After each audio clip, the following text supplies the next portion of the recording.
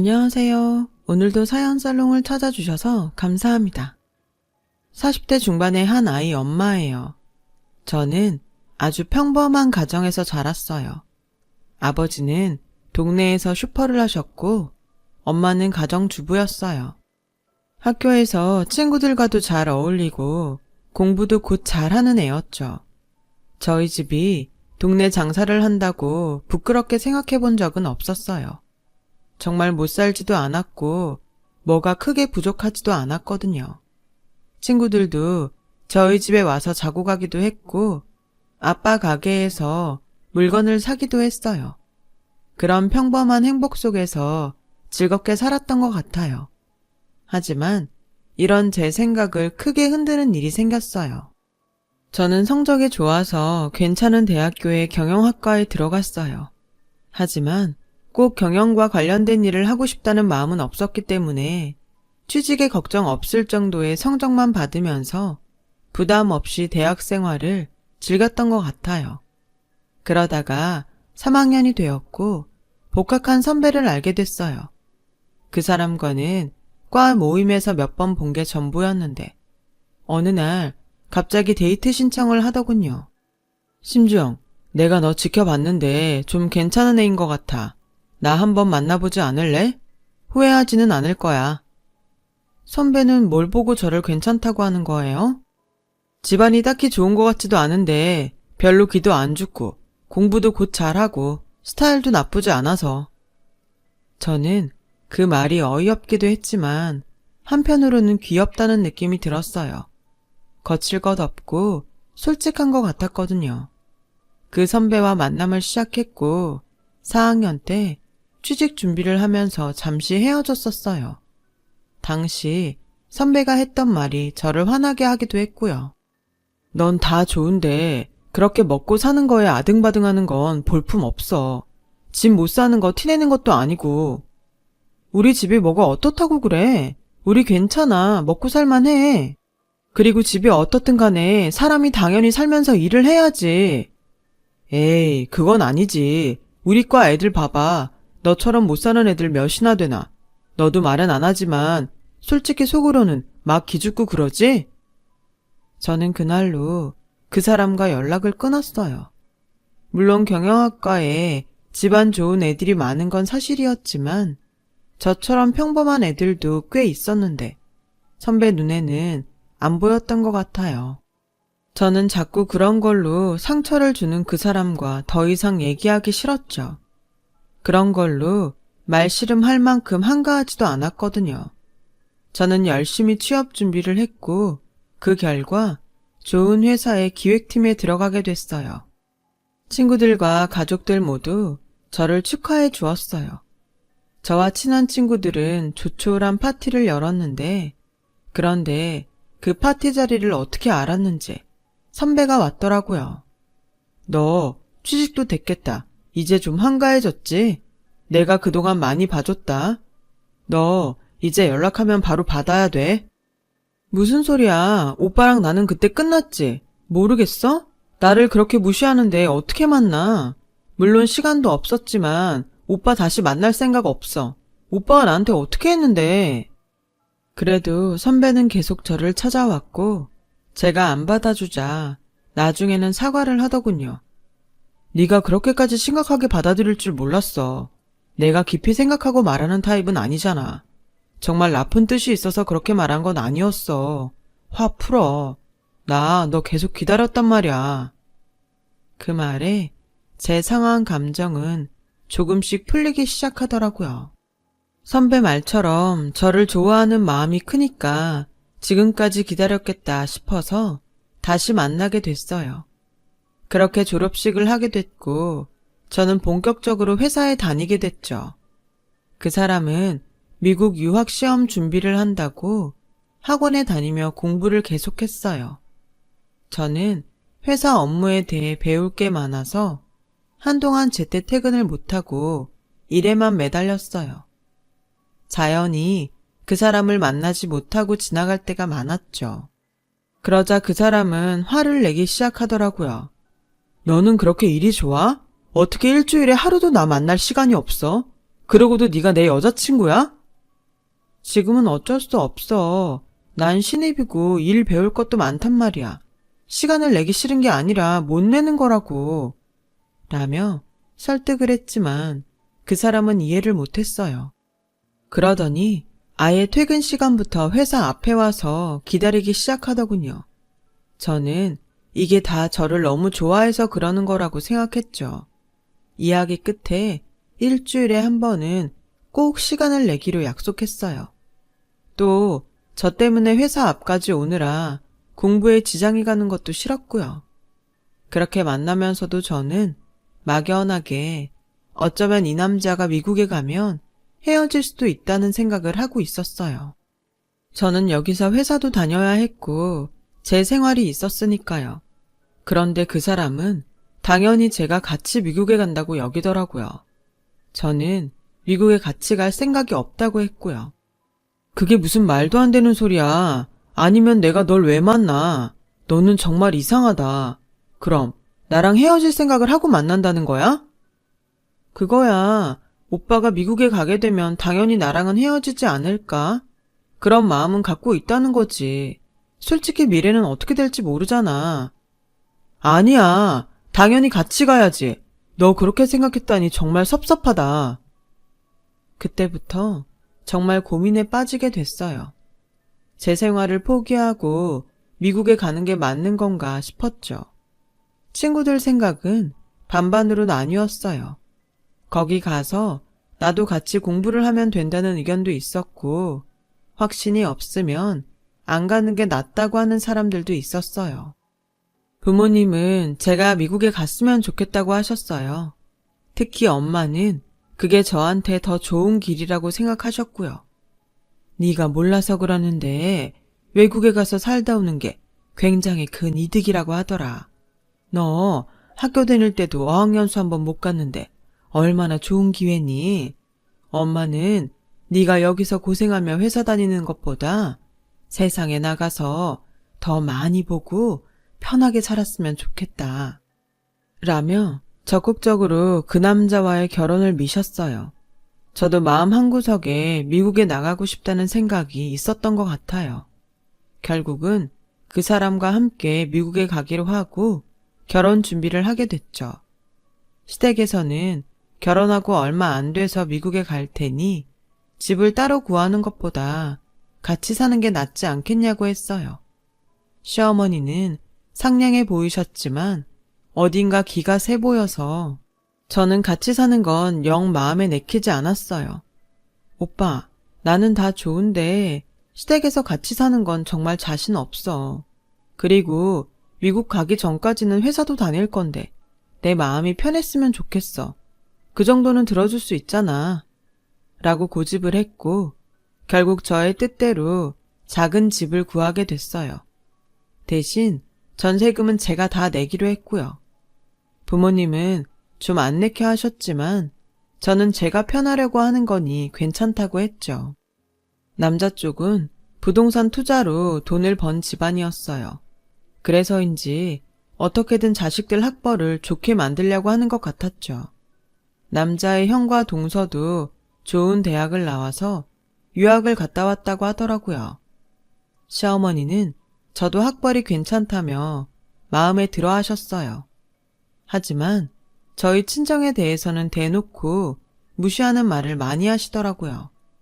신혼여행을 마치고 인사하러 간 날도 시어머니는 혹시라도 친정에 뭐 퍼갈 생각하지 마라. 나는 너 하나 보고 이 결혼 허락한 거지 니네 친정 인정한 적 없다. 니네 친정에도 여기서 한 푼도 못 나가니까 그렇게 하려고 해. 어머니, 저희 친정이 왜 시댁 돈을 달라고 하겠어요. 그럴 일 절대 없어요. 저희 집도 먹고 살 만큼 돈 있고요. 라고 하자 시어머니부터 시아버지, 남편까지 다 피식 웃더군요. 네가 번 돈도 일절 안 된다. 너는 어떻게 생각할지 모르지만 일단 결혼을 했으니 남의 식구 아니냐? 그럼 너한테 뭘 바라면 안 되지. 네 말대로 니네 친정도 먹고 살만하다면 네가 돈 줄 일도 없을 테니까 너도 주의를 좀 했으면 좋겠다. 라며 은근히 비꼬듯 말하는데 속에서 울컥 치밀더라고요. 저는 시댁에 있는 내내 불편한 표정으로 아무 말도 하지 않았고 남편은 눈치 없이 떠들고 먹고 하느라 정신이 없었어요. 집에 돌아와서 시어머니 말이 기분 나빴다고 했더니 남편은 근데 엄마 말이 틀린 건 아니잖아. 그런 걸 뭘 기분 나빠해? 너 그게 다 열등감에서 오는 거야. 인정할 건 그냥 인정해. 그러면 기분 나쁠 게 뭐가 있어? 솔직히 니네 친정 못 사는 거 사실이잖아. 우리 집 못 살지 않아. 오빠네보다는 못해도 어디 가서 기죽을 정도도 아니고. 아니, 오빠도 그렇고 오빠네 식구들은 왜 그렇게 우리 집을 무시하는 거야? 어디가 니네 집이야. 이제 니네 집은 여기지. 그리고 동네 슈퍼 하면서 뭘 그렇게 돈 있다 못 살지 않는데 박박 우겨. 네가 그러니까 더 못 사는 거 티나. 어디 가서 누가 무슨 말을 해도 그러지 좀 마. 나까지 창피하게 만들지 말고. 아니, 이렇게 우습게 알면서 나랑 왜 결혼했어? 나는 그냥 네가 좋으니까 결혼했지. 아까 엄마 말 못 들었어? 너 하나만 봤다고 하잖아. 나도 마찬가지야. 정말이지 저는 신혼여행에서 돌아온 첫날부터 결혼한 걸 후회하게 될지는 꿈에도 몰랐어요. 이렇게까지 저희 친정을 무시할 거라고는 생각도 못했거든요. 시어머니의 간섭은 그걸로 끝이 아니었어요. 어쩌다가 갈비나 전복으로 반찬을 해서 보내시고는 친정 엄마가 왔다 가셨다고 하면 저희 집에 찾아오셔서 반찬 가짓수를 세며 확인을 하셨어요. 전복찜은 왜 개수가 이것밖에 안 되니? 우리 수철이가 이렇게 많이 먹었어? 문어 숙회는 네가 먹은 거야? 니네 친정엄마가 먹고 간 거 아니지?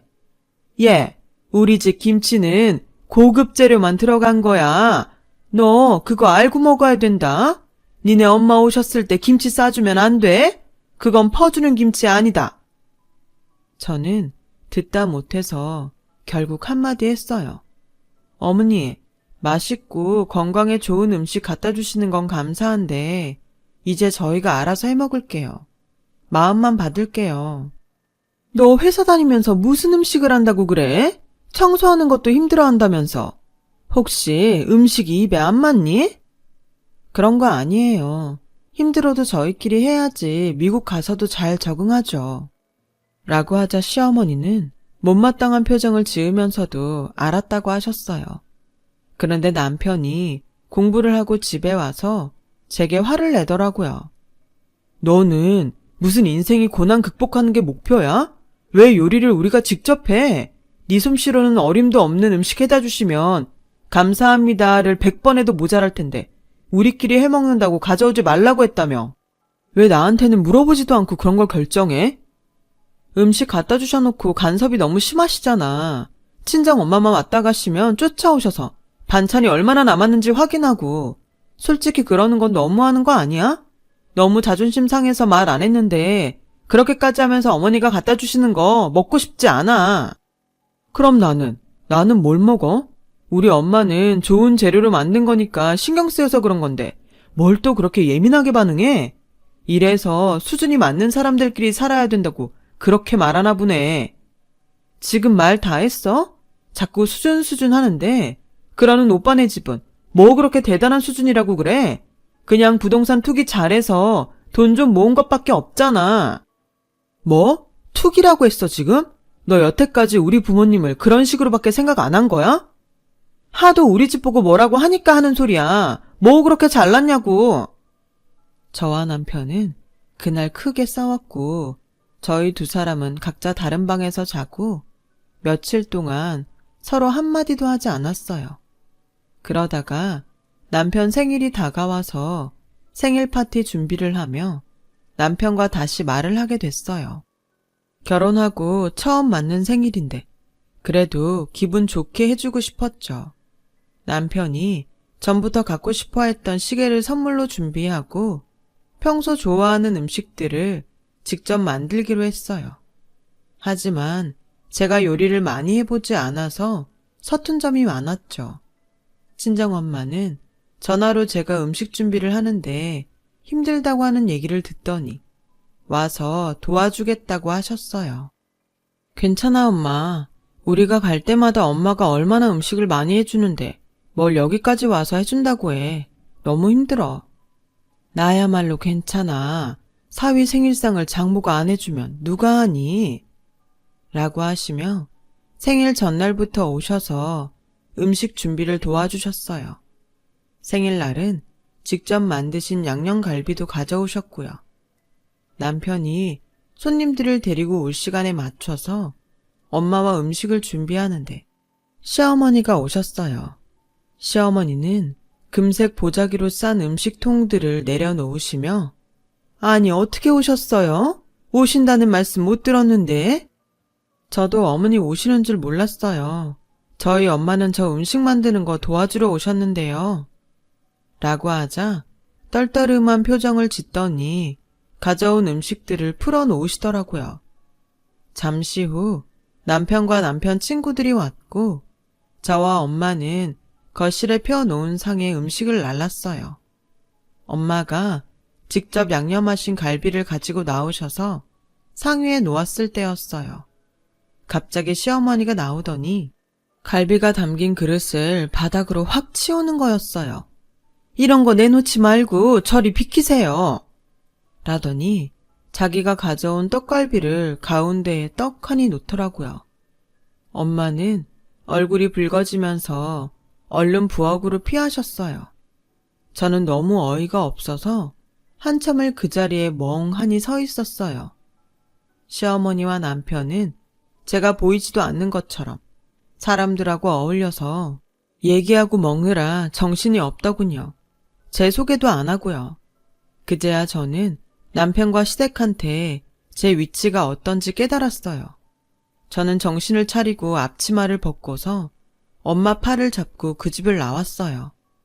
엄마도 아무 말씀 안 하시고 저를 따라 나오시더라고요. 집에 도착한 저는 방에 들어가 혼자 펑펑 울고 말았네요. 부모님도 그런 저를 아무 말 없이 보셨죠. 제가 이혼을 하겠다고 하자 부모님도 두 말 않고 그러라고 하셨어요.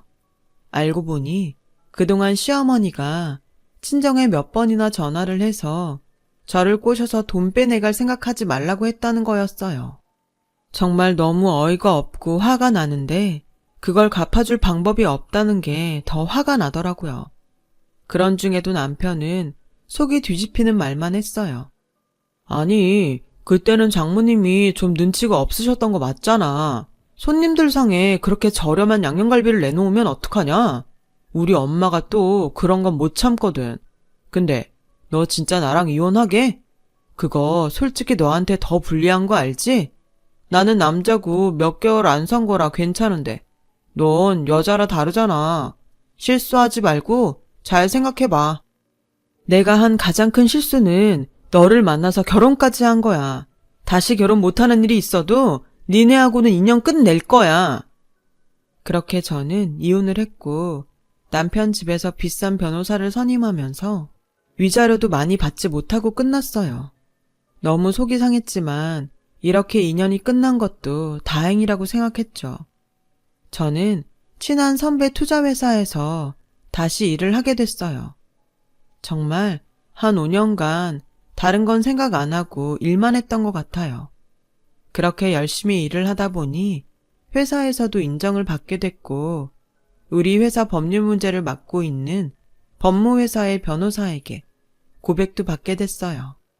그분은 몇 년 전 부인과 사별을 했고 제가 이혼했다는 것도 알고 있었죠.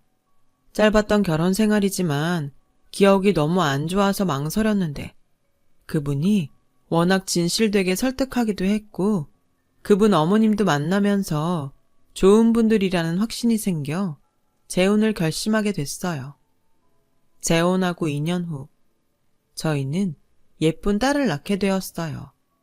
저희 부부는 물론이고 양쪽 집안에서도 다 너무 좋아하셨어요. 그렇게 행복한 시간을 보내고 있는데 어느 날 믿지 못할 사람과 마주쳤어요. 바로 전 남편이었죠. 그 사람은 우리 회사에서 투자를 받기 위해 왔더라고요. 제가 맡은 일은 아니었기 때문에 못 본 척하고 있었는데 저한테 와서 먼저 말을 거는 거였어요. 너 여기서 뭐해?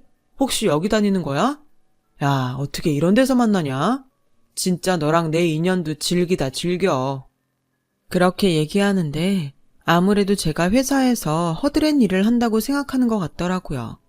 계속 저를 위아래로 훑어보며 자기는 유학을 갔다 와서 대기업에서 일하다가 창업을 하게 됐다며 자랑을 늘어놓았어요.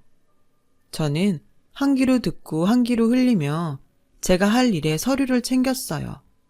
그때 다른 직원이 저한테 팀장님이라고 하자 전 남편은 놀라서 절 보더군요. 네가 팀장이라고? 어떻게?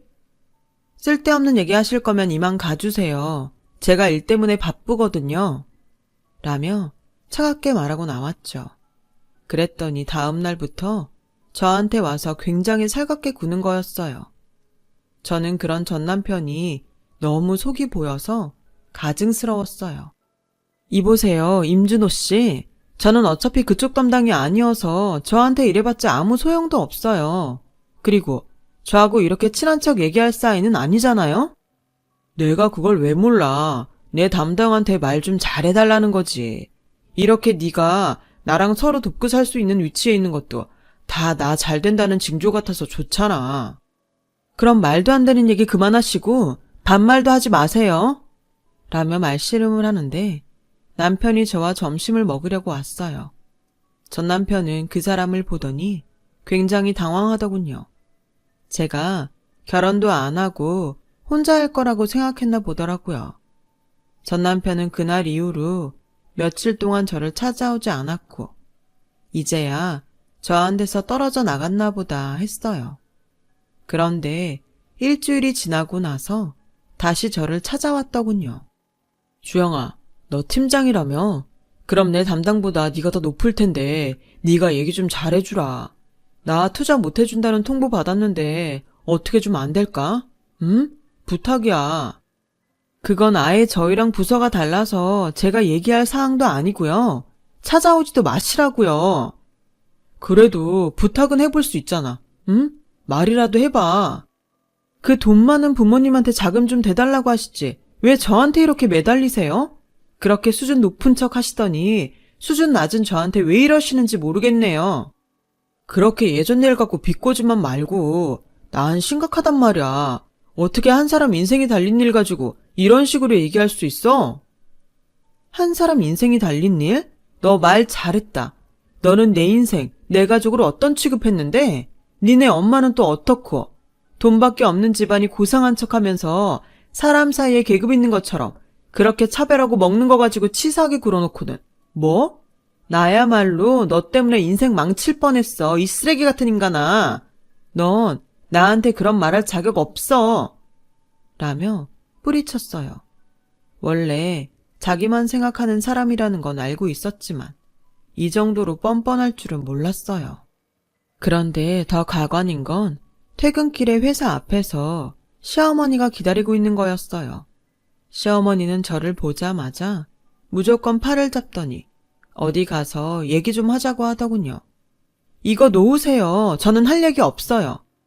혹시라도 네가 우리 준호 투자 못 받게 한 거면 지금이라도 마음 돌리라고. 네가 아직도 우리 집에 서운한 게 있나 본데 서로의 앞날을 위해서라도 다 풀고 지내는 게 좋지 않겠니? 라는데 뒤에서 저희 엄마 목소리가 들렸어요. 아니, 이 옆에 내가 미쳤나? 그 손 못 놔? 라며 시어머니를 확 밀쳤고 그 바람에 시어머니는 그 자리에 넘어졌어요. 자기 아들이 못난 걸 왜 남의 딸 탓으로 돌려? 내가 이놈의 집구석하고는 다시 상종 안 할 줄 알았는데 이렇게 된 거 잘 됐다. 오늘 아주 끝장을 낼 테니까 어디서 예전에 해먹던 못된 버릇을 여기서 또 해? 라며 엄마가 길길이 화를 냈고 저는 그런 엄마를 진정시키며 시어머니한테 말했어요.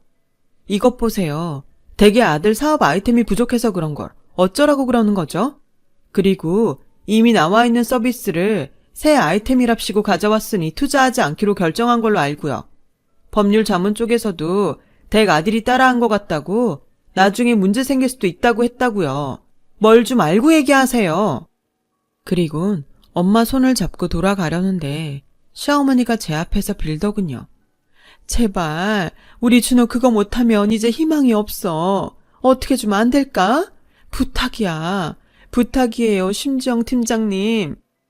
결국 시어머니는 회사 경비원들에게 붙들려서 끌려 나가고 말았어요.